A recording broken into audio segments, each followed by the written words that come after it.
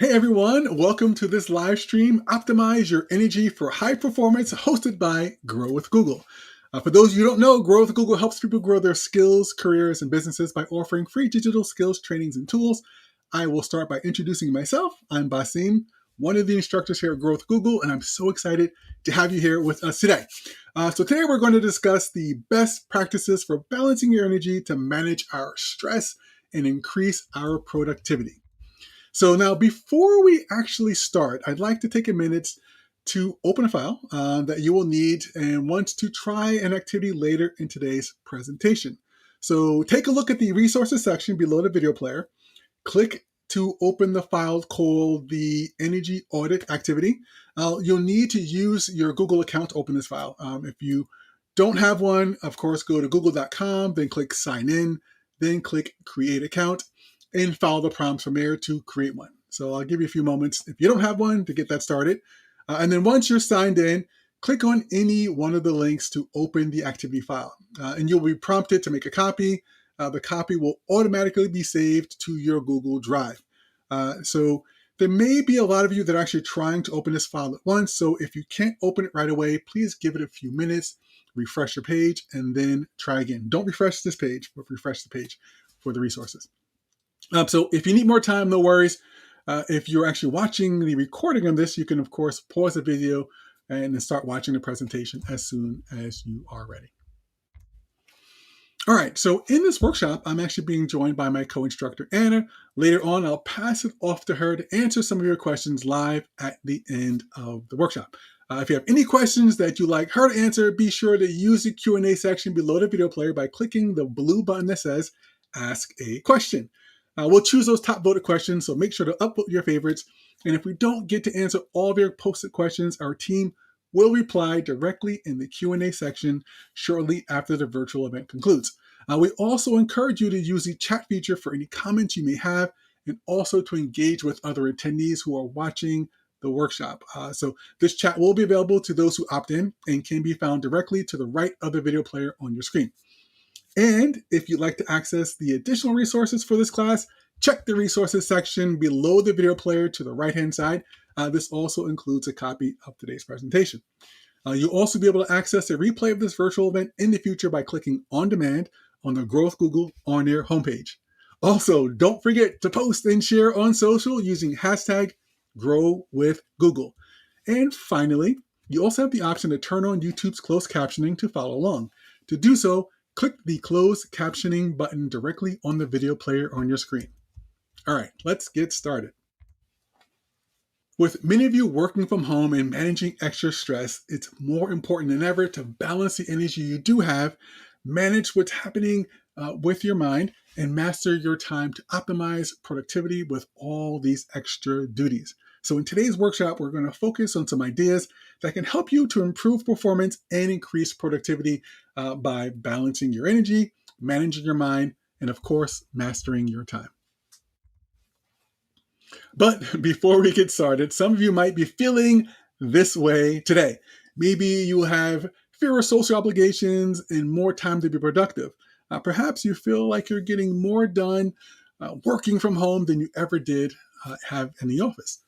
I know when I'm in this state of mind, I can feel like I can accomplish anything. But as sure as we are to have productive days, if we don't balance our energy and establish healthy routines, we are sure to have days that don't look anything like this. I've had days like this from time to time. The number of low energy days have definitely reduced now that I have established good routines. But the days where my energy seems non existent, I just feel that no matter what I was doing, I was always getting pulled somewhere else. Sometimes I felt like it left me feeling like I always was letting someone down, or shortchanging someone in my company, in my family, myself. I couldn't truly focus on anything. So life has been very different for many of us lately, which might pose challenges for productivity, energy, and emotional well-being. So today we'll talk about ways you can balance your energy and become more productive, more efficient, and more calm. So what does it mean to balance your energy? What goes into this process? So we'll take a look at the basics. For many of us, the cause of those stressful days stems from our workload or extended work schedules. And the core problem with working longer hours is that time is a finite resource. This means that there are limits to the quantity of hours in a day. This means that a person needs to consider where and how they spend their time to find balance. Energy, of course, is a different story. Energy can be renewed if the right practices are in place. So energy equals the ability to do work. If we exhaust our energy during one routine, for example, working a large number of hours consistently day to day after day, then we will have no energy left for other things that are important to us. So, how can we produce more energy so that we have enough to share across all things important to us? Energy comes from our four main well springs: a body, which involves a person's physical energy and is driven by their physical well being; emotion, which involves a person's emotional energy and is driven by how well a person controls their emotions; mind involves a person's mental energy and is driven by their ability to focus their mind on a single task versus allowing themselves to be distracted throughout an entire day; and finally, spirit. This involves a person's energy driven by finding meaning and purpose in their work and life. When a person is able to control these four main sources of energy, they can begin to unlock more energy and find balance. Energy can be systematically expanded and regularly renewed by establishing specific rituals, intentional behaviors that are practiced and precisely scheduled with the goal of making them unconscious and automatic. So, what are some examples of rituals and behaviors? Going to sleep at the same time each night for your body. Express appreciation to others. It's emotional, right? Each night, pick your biggest challenge for the next day and make it the very first priority that next morning for your mind. Identify your core values and make sure you are living them every day to the fullest, and that's your spirit. People need to clarify priorities and establish accompanying rituals in three categories: doing what they do best and enjoying most at work, uh, consciously allocating time and energy to the areas of their lives when you talk about work, family, health, service to others that you deem most important, and living your core values in your everyday behaviors. Think about the ways in which you've tried making changes in the past. Maybe you set resolutions for New Year's or decided on a Monday that you would do everything differently. But as humans, we typically don't change our behavior through sheer willpower. Instead, real change comes through intentional, small rituals we develop over time so that they turn into habits. All right, so now we're going to do a fun exercise. We'll take about 3 minutes to complete an energy audit. So, this exercise is meant to assess our current rituals and help define areas where we can improve our energy. You'll need to use your Google account to open this file. If you don't have one, go to google.com, click sign in, and then create that account, like we discussed before. So, now what we're going to do is start at the resources section, if you haven't done so before, below the video player, and then open that energy audit activity page. Click on any one of the links to open the activity file, and you'll be prompted to make a copy. The copy will automatically be saved to your Google Drive. There may be lots of you that are trying to open it at once, so if you can't open it right away, give it a few minutes and then refresh our page and try again. So we've also included a printable copy at the bottom of the page in case you would like to use that later or if you think that's going to be easier. So I'll give you a few moments to make a copy of that energy audit, and then we'll get into the exercise.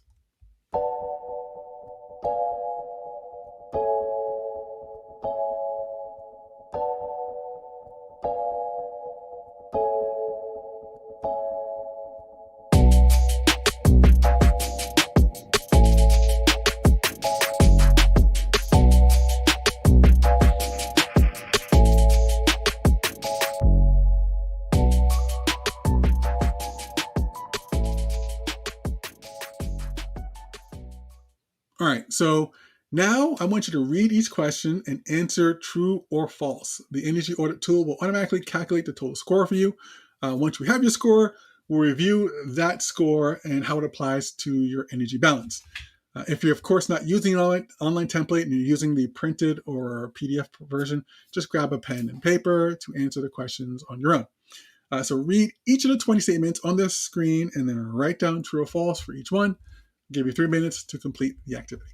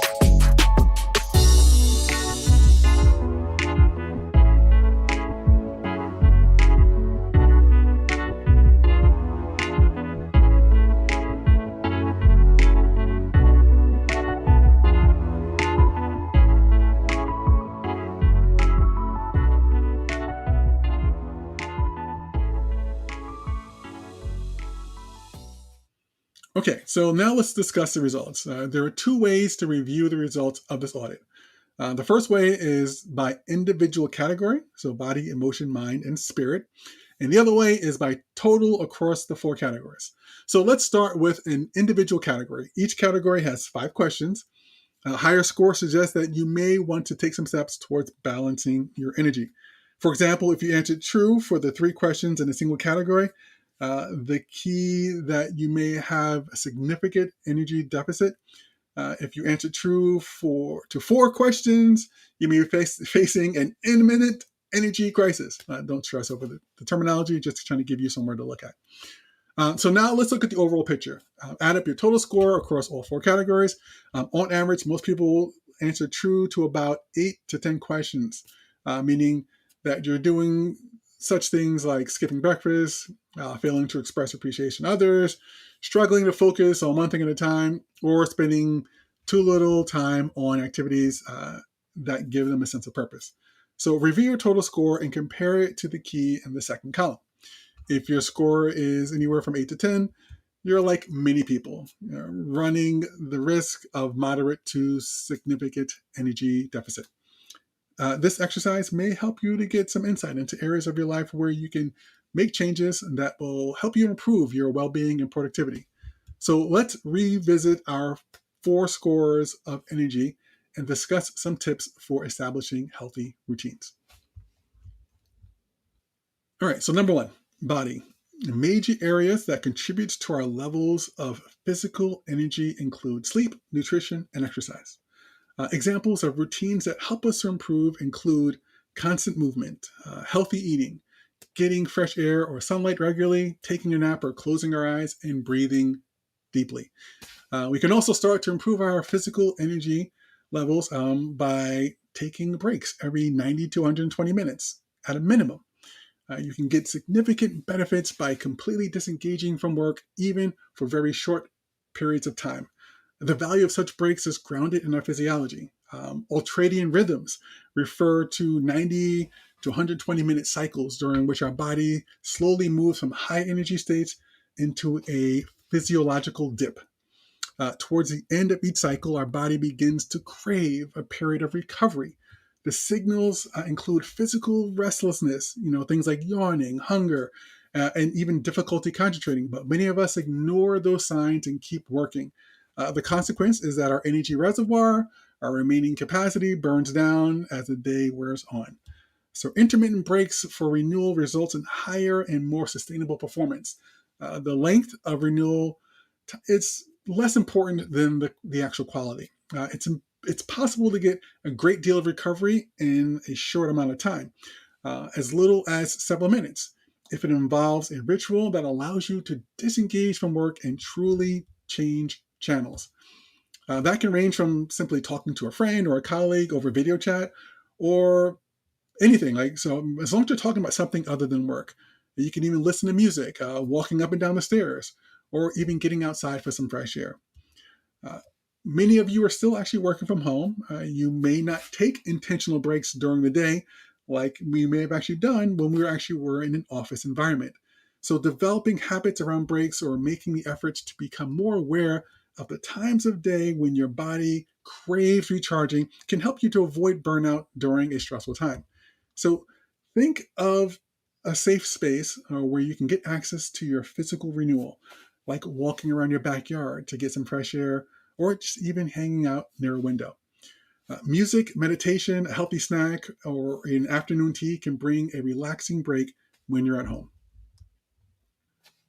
All right, so number two, emotion. So, with the challenges we face over the past few years, many of you may be feeling more emotional than usual. Those feelings could include anger, frustration, sadness, or even anxiety. These are normal emotions during stressful times, so managing these feelings becomes more important part of our daily life. When we are able to take more control of our emotions, we can improve our quality of energy, regardless of the external pressures that we're facing. To do this, we first must become more aware of how we feel at various points during the workday and of the impact these emotions have on our effectiveness. Most people realize that they tend to perform best when they're feeling positive energy. What they find surprising is that they're not able to perform well or to lead effectively when they're feeling the other way. Unfortunately, with those periods of intermittent recovery that we talked about, without those, we're not capable of sustaining high positive emotions for long periods of time. So, like when facing relentless demands or unexpected challenges, people tend to slip into that fight or flight mode. This is a reaction to stress that has evolved from our needs to respond to life threatening situations. So these days are more likely staring down a tight deadline than a dangerous predator. But those everyday stresses rev up the same mental and physical response to danger. So such state of mind drains people's energies, causing frictions in their relationships. That fight or flight reaction also makes it impossible to think clearly, logically, and even reflectively. So the flight or fight response triggers a chemical reaction in our body that only lasts a short period of time, but can be triggered over and over again throughout the day. So, like if you think about what happens when you experience a stressful or emotional event, while the event may only last a few moments, you'll probably tend to think about it over and over again, once again triggering that physical response in our bodies. So one powerful ritual that fuels positive emotions is expressing appreciation to others. This practice seems to be as beneficial for the giver as to the receiver. It can take the form of anything from a handwritten note, an email, a call, a conversation, and of course, the more detailed and specific, the higher that impact. Okay, so now talking about mind. Many people view multitasking as a necessity when confronted with high demand situations. However, distractions are costly. A temporary shift in attention from one task to another, like stopping to answer emails every 10 to 20 minutes, this actually generally increases the time required to complete a project. It is far more efficient to fully focus for 90 to 120 minutes, take a break, and then fully focus on the next activity. One of the most effective routines to improve focus is to take time each night to identify the most important challenge for the next day and make it a priority to finish that first. It can be helpful to actually write down your priority list for the next day and then potentially identify exactly what you will do first. Meditation can also help with mental clarity as well, but we'll talk about that in a little bit. Spirit. Lastly, we have the ability to tap into the energy of the human spirit when our everyday work and activities are consistent with what we value most and what gives us a sense of meaning and purpose. If the work we're doing really matters to us, we typically will feel more positive energy, focus better, and demonstrate greater perseverance. To access this type of energy, you will need to clarify priorities and establish accompanying routines, such as, of course, doing what you do best and to enjoy the most at work. Consciously allocating your time and energy to areas of your life, work, family, and health, and service to others, like I said before, that you deem most important. Okay, so here are some key takeaways. Remember to develop those rituals to replenish each source of energy: body, emotion, mind, and spirit.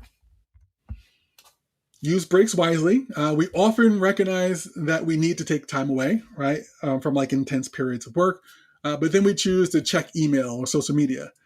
Uh, that's still a distraction rather than the true break. Instead, find a way to truly unplug during short, intimate breaks so that you can regain a high level of energy.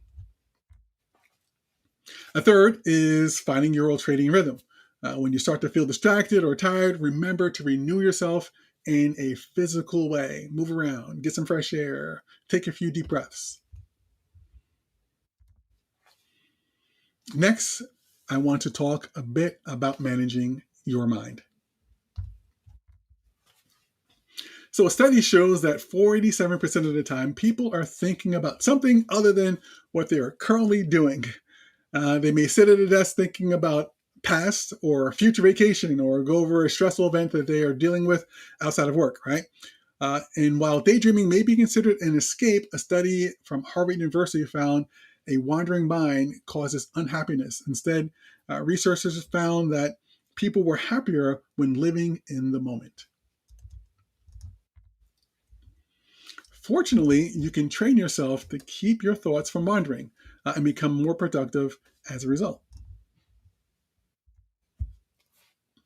This can be done through mindfulness and meditation exercises. So, mindfulness means paying attention in a particular way on purpose in the present moment and non judgmentally. The great thing about meditation is that it can be practiced at any moment during the day. So, like, what is meditation exactly? So, meditation is the formal practice of setting aside time and space to be with your thoughts, and it can help you to develop mindfulness. Many people use meditation as a way to access a higher state of consciousness. So, why is mindfulness important? So, consider the times you were in a meeting without thinking, you pulled your phone to check messages during a lull in the conversation. It's a subconscious action, but it pulls you away from what is happening around you and it interrupts your focus. The vast majority of your actions occur automatically or in response to an external stimuli. The more conscious we become of how we're feeling and of the assumptions that we're actually making, the more we can make intentional choices about how we want to behave. So self-awareness allows us to be more authentic and effective in relationships with others and helps us to be more effective at work and, of course, add more value in the world. So remember when we talked about the fight or flight response to stress? Researchers has shown after 8 weeks of mindfulness meditation that fight or flight center of the brain it appears to shrink. That reduces stress. The stress reduction allows you to avoid constant fight or flight reactions that will simply drain you both mentally and physically. According to William James, the philosopher and psychologist who helped to establish Harvard University's psychology department, the greatest weapon against stress is our ability to choose one thought over another. Mindfulness gives you the tools to choose how you react to stressful situations, to take control over your thoughts so that you are able to focus your energies on what is most important. Removing stress from the equation is key to managing your mind. So here are a few key takeaways to help you to do just that. So first off, start small. Take a minute or two to meditate during the day. There are plenty of meditation apps available for download to help walk you through mindful meditation. The great thing about mindfulness is that you can take it with you anywhere. If you're at your desk and feeling overwhelmed, try taking a step back, close your eyes, touch your feet to the floor, take a few deep breaths. With those few steps, you should feel calmer. Lastly, take a moment to think about all of the personal benefits you'll get from mindful meditation.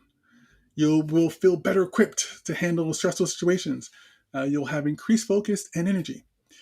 Now, think about how a more self aware, more patient, or non reactive version of you will be better for your friends, your family, and your coworkers.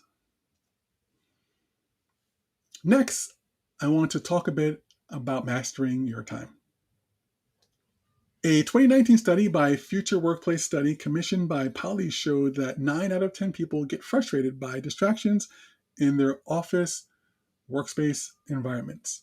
Today, many people are still working from home, but there are still distractions from news to your own thoughts. Distractions and multitasking impacts productivity. Shifting attention from one task to another, like checking email or social media, increases the amount of time necessary to finish your primary task by as much as 25%. So let's talk about some ways to help you with time management. So let's go over a few tips for improving time management. First, establish regular scheduled times to think more long-term, creatively, or strategically. Find a different environment in which to do this activity. If you don't make time for this type of thinking, you'll constantly be in reactive mode. Second, do the most important thing first in the morning. Block time in your calendar to attack the biggest challenge for the day first thing in the morning without interruption. Make sure to keep a clear start and stop time. Remember to resist every impulse to distraction such as email or direct messages. Third is maintaining meeting discipline. You want to avoid hour-long sessions. Instead, schedule meetings for 30 to 45 minutes so participants can stay focused. And of course, start all meetings on time at a precise time and end at a precise time.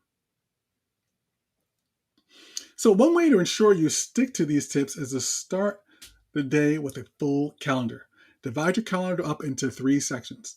Time for me, where you'll do your creative and strategic thinking. Time for tasks, where you do work that is most important task for the day. And then time for meetings, where you allow for routine meetings with your team. You might have to be even more creative with your blocking time right now. It may make sense for you to do specific times for prepping meals, educating kids, and even getting some physical exercise.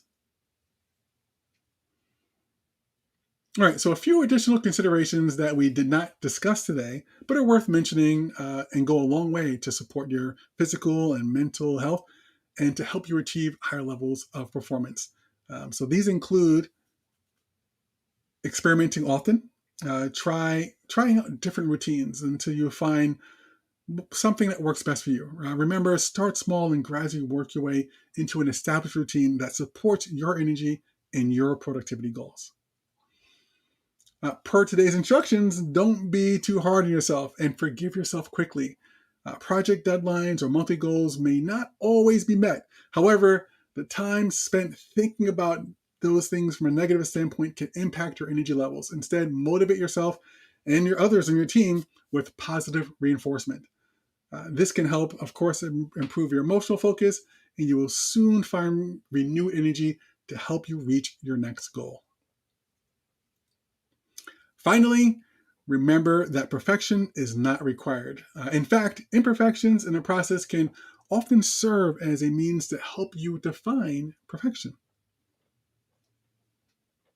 And I will close with this saying: the root of all health is in the brain. The trunk of it is in the emotion. The branches and leaves are in the body. The flower of health blooms when all parts work together. If you enjoy video lessons, subscribe to Grow with Google's YouTube channel at youtube.com/growwithgoogle. The channel publishes new videos every Thursday covering topics that can help you grow your skills, your careers, and your businesses. If you're looking to start a new career and land a competitively paid job or build skills to grow in your current career, check out Google Career Certificates. Google Career Certificates can give you a path to in-demand jobs with top employers that are currently hiring. You can earn a certificate and prepare for a new career in a high-growth field in under 6 months, even if you don't have any relevant experience. So you can learn at your own pace and complete the online program on your own terms. Certificates are currently available for IT support, project management, UX design, data analytics, and digital marketing and e-commerce. Get started at grow.google/certificates. Also, US-based businesses can get up to 500 scholarships each to Google Career Certificates to train their employees. These scholarships are worth up to 100,000 US dollars in workforce training per American company. So here's the fine print on that. US businesses are eligible to receive up to 500 scholarships for Google Career Certificates on Coursera, valid through December 18th, 2024. Eligibility and number of licenses granted are subject to application, business verification, and approval by Coursera. So for businesses, you can apply at grow.google/certificates for business. So, Grow with Google is an initiative to help people prepare for work, find their jobs, and grow their businesses. Job seekers can grow their skills in order to find new jobs and advance their careers. Teachers can learn how to put the latest technology to work inside and outside of the classroom. Small business owners can build their online presence and find new customers. Startups can learn how to get their ideas the exposure they need to succeed, and developers can sharpen their current skills and master new ones. To learn more, visit google.com/grow. All right, so this wraps up the presentation portion of today's workshop. Now, let's give us a few moments to pass it off to Anna, who will answer some of the questions that you have submitted. I'll see you next time.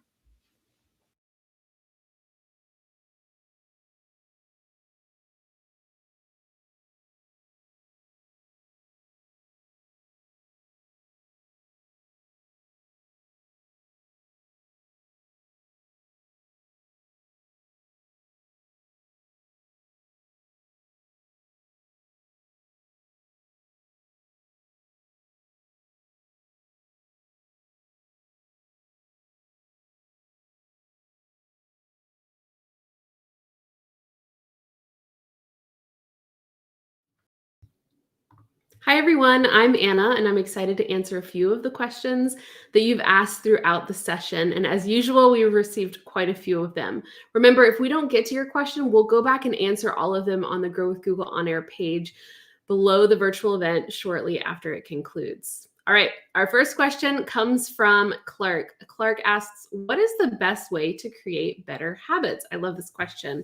Clark, building automated routines or habits isn't actually done overnight, contrary to the belief of all of us setting New Year's resolutions at the end of the year.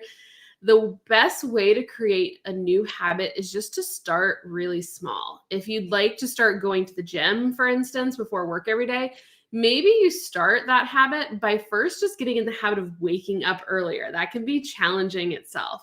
So once you start waking up an hour or two earlier and you're really in the habit of that new wake up time, take the next step towards your new routine.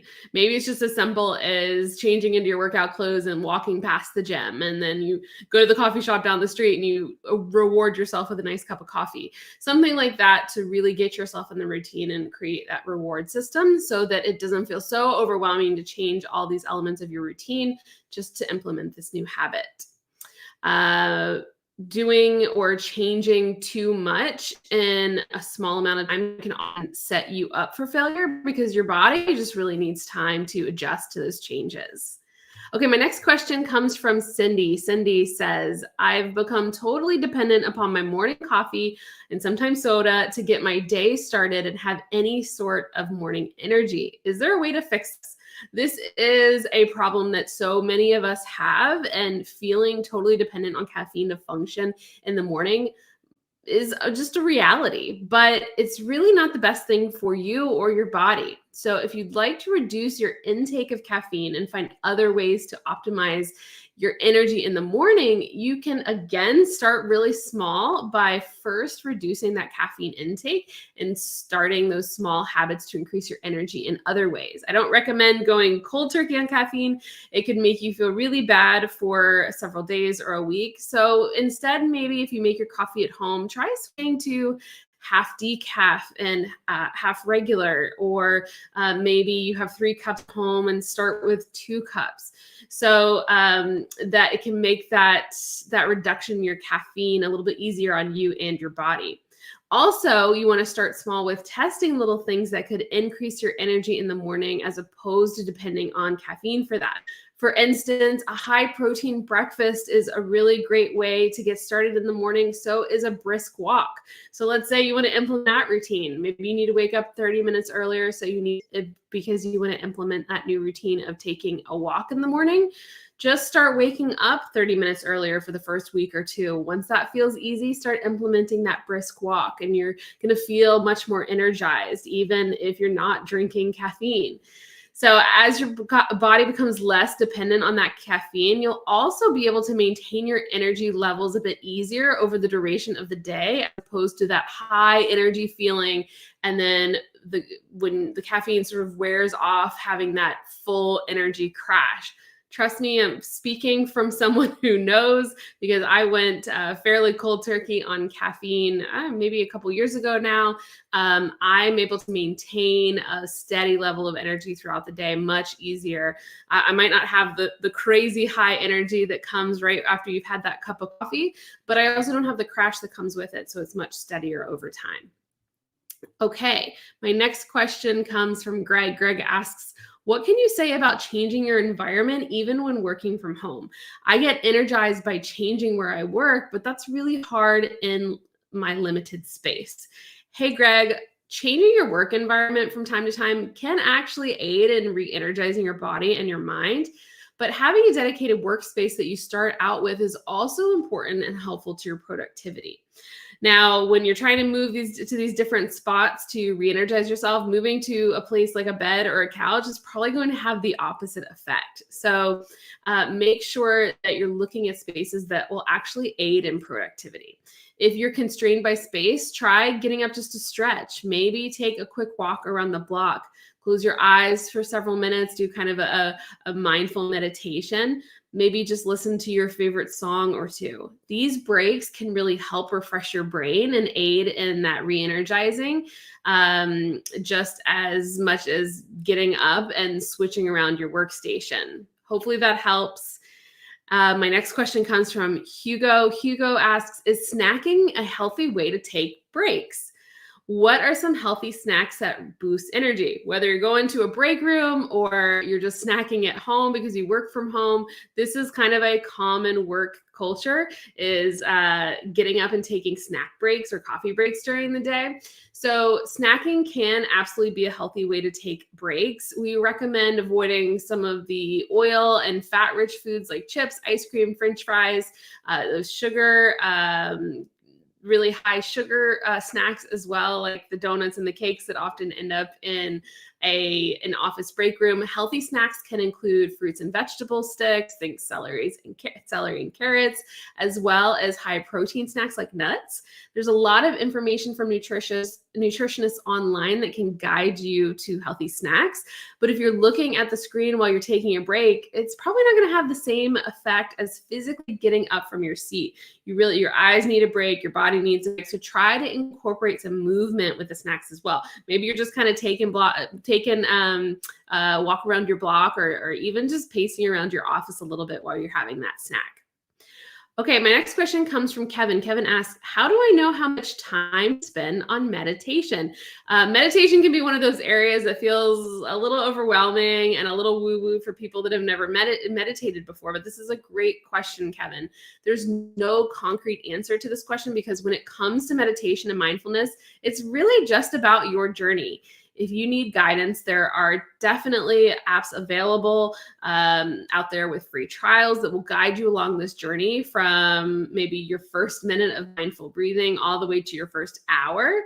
Now, if apps aren't your thing, you can always try a Google search for meditation or meditation studios near you for a more personal touch. And also you can go to YouTube and do a guided video of meditation.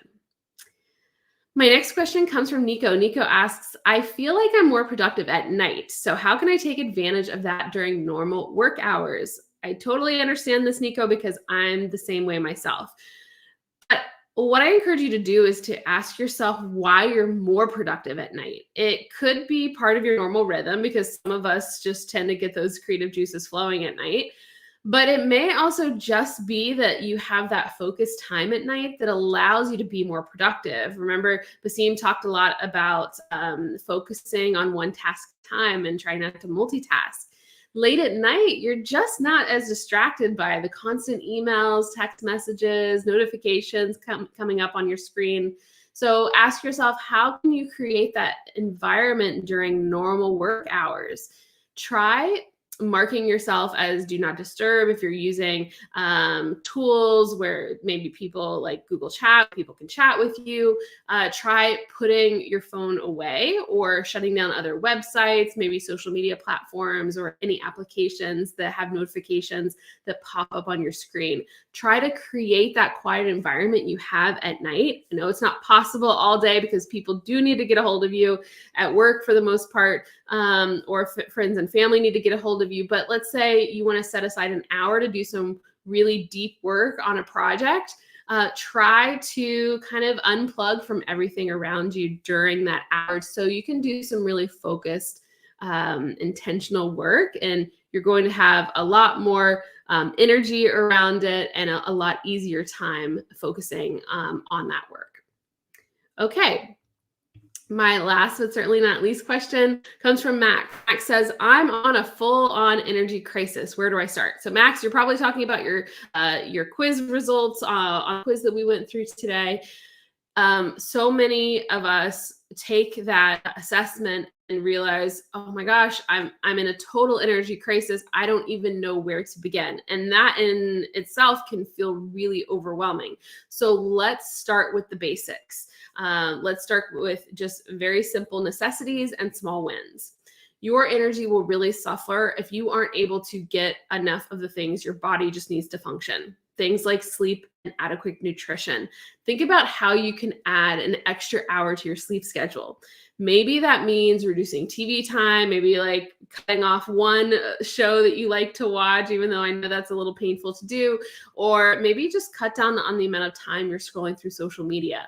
I encourage you, if you're somebody that spends a lot of time on their phone, like watching TV shows or going on social media or just on Google, look at your screen time app on your phone and see how much time you're actually spending on your screen and what you're doing. I guarantee you'll be able to find some time within there to actually apply sleep to that.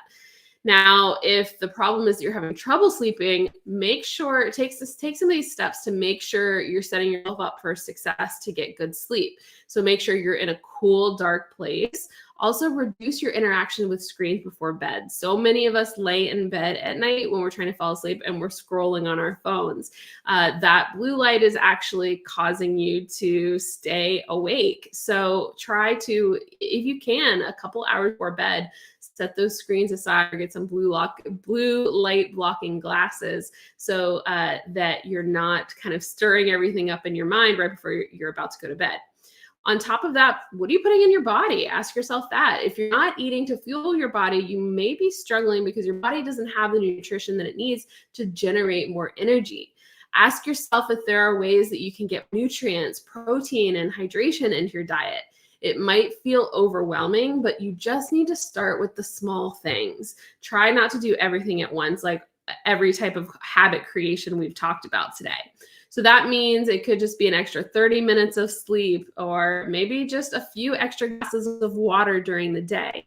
It's something that can move you closer to that goal. And as you build all those little habits over time, eventually you're going to realize you've changed a great deal of your routine.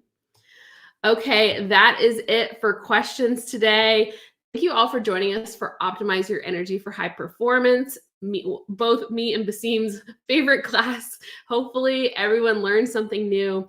You can find all of our follow-up resources on the same page you're watching in the resources tab below the video player. You can also access a recording of today's session by clicking on demand at g.co/grow-on-air. We'll also be sending a follow-up email with a survey to fill out regarding your experience in the virtual event today. It's really important to get feedback so we can quickly improve these sessions and offer content that is most helpful for you and our other learners. Thanks again for joining us here at Grow with Google today. See you next time.